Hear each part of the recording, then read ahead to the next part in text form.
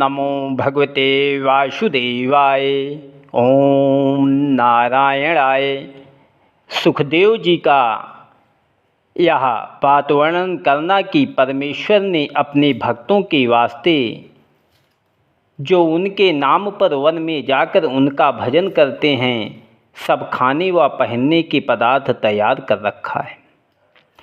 सुखदेव जी ने कहा, हे राजन, पहला रास्ता परमेश्वर के ध्यान करने का यही विराट रूप है। पर जब पहले अपना मन संसारी माया से विरक्त कर लेबे तब नारायण जी की तरफ मन लगता है। परमेश्वर का ध्यान करने से संसारी माया छूट जाती है।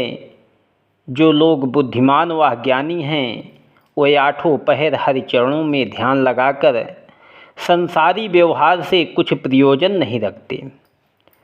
कदाचित तुमको इस बात का सोच हो कि जब कोई मनुष्य गृहस्थी छोड़कर वन में जाकर नारायण जी का तप व स्मरण करे तो उसको भोजन, वस्त्र और बर्तन के बिना दुख होगा। तब परमेश्वर के भजन व ध्यान में उसका मन किस तरह लगेगा। सो नारायण जी ने अपने भक्तों के वास्ते जो लोग विरक्त होकर उनके मिलने के लिए तप व योग करते हैं पहले से सब वस्तुएं तैयार कर रखी हैं। संसार में मनुष्य को बड़े परिश्रम से प्रयोजन की सब वस्तुएं मिलती हैं, किंतु वन में परमेश्वर की कृपा से बिना परिश्रम सब पदार्थ प्राप्त होते हैं। पृथ्वी सोने के वास्ते तैयार समझकर वहाँ सुख से सोबे। नींद आने पर जैसा सुख पृथ्वी पर होता है वैसा ही सैया और तोशक पर भी समझना चाहिए। तकिए का काम टिहुनी से निकल जाता है। अनेक प्रकार के फल व मेवे खाने के वास्ते वन में लगे रहते हैं। उनको आनंद से खाया करे। उनसे पेट भरा रहने पर दूसरी वस्तु के खाने की इच्छा ना होगी। उनको बर्तन भी ना चाहिए। उनके दोनों हाथों से अच्छा दूसरा बर्तन नहीं हो सकता। जिसको चोर और ठग नहीं ले जा सकते और पुराने होने का डर नहीं रहता। कपड़ा पहनने के वास्ते वृक्ष की छाल उत्तम है, जिसके फटने का कुछ सोच नहीं रहता। कदाचित छाल में शरीर छिपाया ना जा सके, जाड़ा मालूम हो तो नगर और गांव के निकट घूरों पर लत्ते व चिथरे पड़े रहते हैं। उनको लाकर पानी से धोकर अपना तन छिपा लेबे। पहाड़ों के दर्रों को रहने के वास्ते स्थान समझे। तालाब, नदी आदि में पानी पिए, उसी में स्नान करे। जो मनुष्य वन में जाकर परमेश्वर की शरण में रहता है, शेर और भालू आदि जीवों से परमेश्वर उसकी रक्षा करते हैं। हे राजन, हम कुछ लालच व अपने प्रयोजन के वास्ते तुम्हारे पास नहीं आए। नारद जी ने हमारे ऊपर तुम्हारा बोझ डाल दिया, इसलिए हम आए हैं। जो मनुष्य परमेश्वर के भजन व ध्यान से विमुख रहता है उसे बैतरणी नदी और नरकों का दुख अवश्य भोगना पड़ेगा। और जो लोग संसारी माया से विरक्त होकर परमेश्वर के ध्यान व स्मरण में रहते हैं उनको किसी गृहस्थ के पास भोजन व वस्त्र मांगने के वास्ते जाने का क्या प्रयोजन है।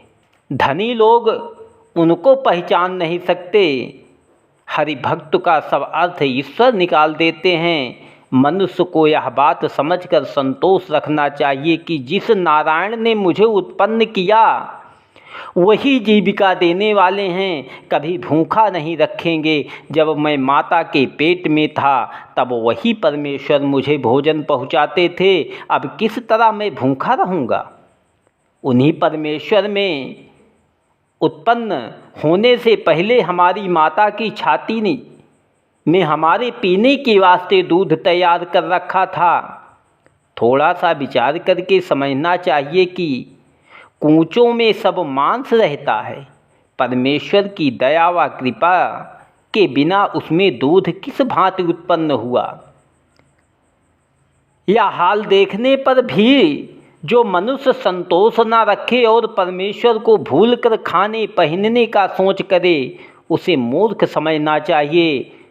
देखो, जो कोई गाय व बैल आदि पशुओं को अपने द्वार पर बांधते हैं, वह लोग उनके घास व दाने की फिक्र रखते हैं।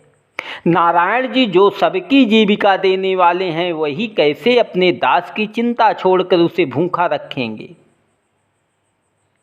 उस समय तो परमेश्वर ने तुमको नहीं भुलाया जब तुम एक बूंद पानी के समान थे। फिर परमेश्वर ने अपनी महिमा से तुम्हारे हाथों में 10 अंगुलियां उत्पन्न करके दोनों कांधों पर 2 भुजाएं बनाई।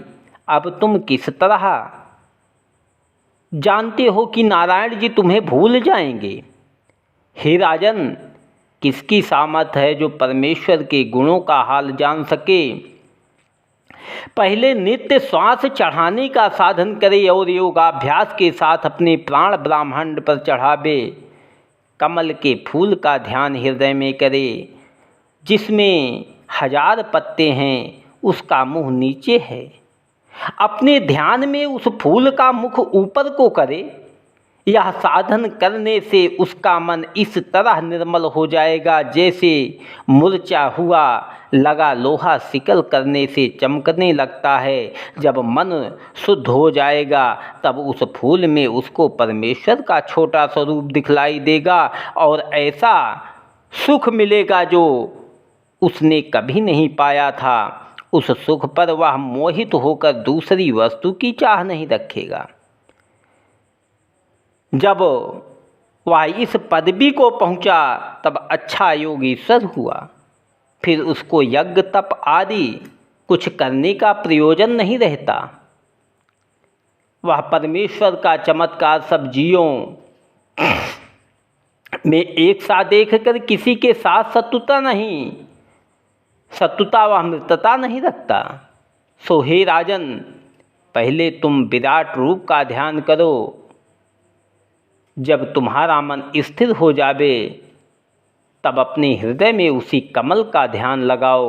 उस फूल में तुमको परमेश्वर का अंगुष्ठ प्रमाण चतुर्भुजी स्वरूप श्याम रंग नीलमणि के समान चमकता हुआ शंख चक्र गदा पद्म चारों हाथों में लिए, जड़ाऊं किरीट व मुकुट, मस्तक पर मकराकृत कुंडल, कानों में बैजंती माला व हवनमाला, गले में नवरत्न जड़ाऊं, भुजा पर करधने घुंघरूदार, कमर के नीचे व पैरों में कड़ा पहने, पीतांबर बांधे उपड़ना ओढ़े, लंबी भुजा बांके, नयन ताप हरे चितवन, मंद मंद मुस्कुराते, छाती में भृगुलता का चिन्ह तुमको दिखलाई देगा।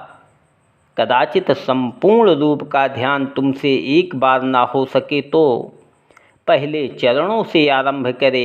एक एक अंग को ध्यान में लाओ। धीरे धीरे सब रूप तुम्हारे ध्यान में आ जाएगा।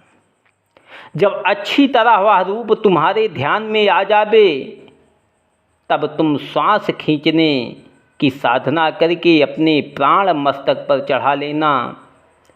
जिस मनुष्य के प्राण ब्रह्मांड तोड़कर निकलते हैं वह जीव सूर्य मंडल में होकर बैकुंठ पहुंचता है, फिर उसका आवागमन नहीं होता।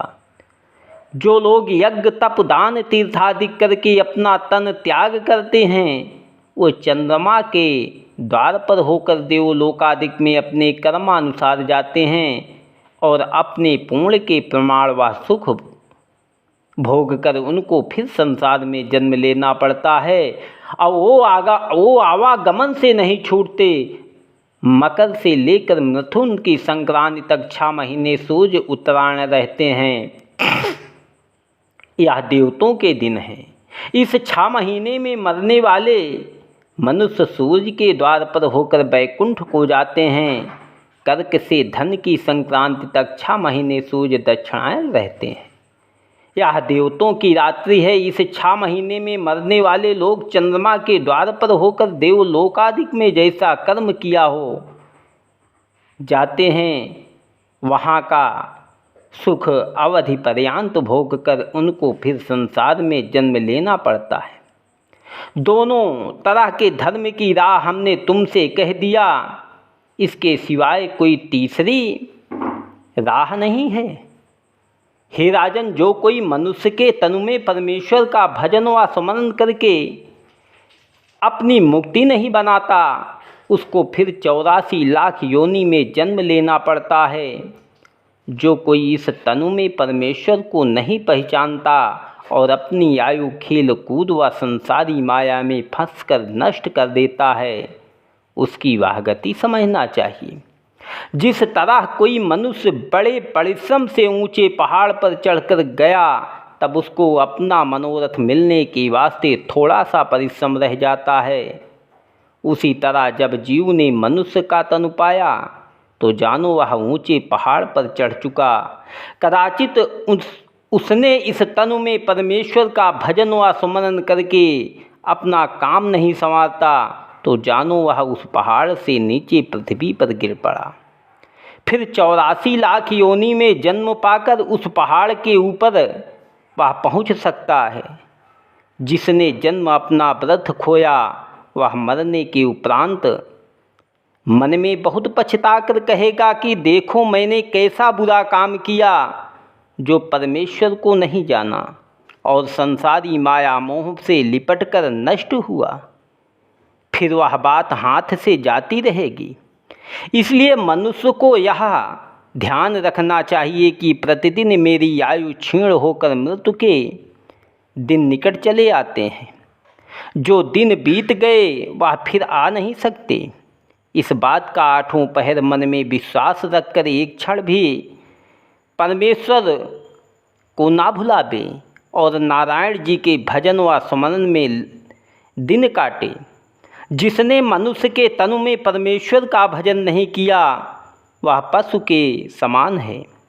जिस तरह ऊंट और बैल की पीठ पर बोझा लादते और एक समय उसे दाना व घास देते हैं और वह उसी में प्रसन्न रहकर अपने दिन काटता है, या नहीं जानता कि कहाँ सूरज निकलते हैं वह डूबते हैं, वही गति उस मनुष्य की समझना चाहिए। हे राजन, परमेश्वर थोड़ा ध्यान करने में ही मनुष्य से प्रसन्न होकर उनको मुक्ति देते हैं। श्री कृष्ण जी ने गीता में अर्जुन से कहा कि 4 समय में मनुष्य अवश्य मेरा स्मरण करते हैं। एक तो जब मनुष्य रोगी होकर दुख पाता है, दूसरे जिनको मेरे मिलने की इच्छा होती है, तीसरे जब किसी का कुछ काम अटकता है, उसे किसी वस्तु के पाने की इच्छा होती है, चौथे ज्ञानी जो मुझे पहचान कर मेरे भेद को पहुँचता है। वही लोग अपना ध्यान अर्थ सिद्ध होने के वास्ते मेरा स्मरण व ध्यान करते हैं, सो मैं चारों तरह के याद करने वाले से प्रसन्न होता हूँ, पर ज्ञानी से अधिक, क्योंकि वह सदा मेरे ध्यान में रहता है। परीक्षित, तू मन में कुछ संदेह मत कर, इस 7 दिन में अवश्य तेरी मुक्ति होगी। हम श्रीमद् भागवत की अमृत रूपी कथा कहते हैं, तुम चित्त लगाकर सुनो, भवसागर पार उतर जाओगे। ओम नमो भगवते वासुदेवाय। ओम नारायणाय नमः।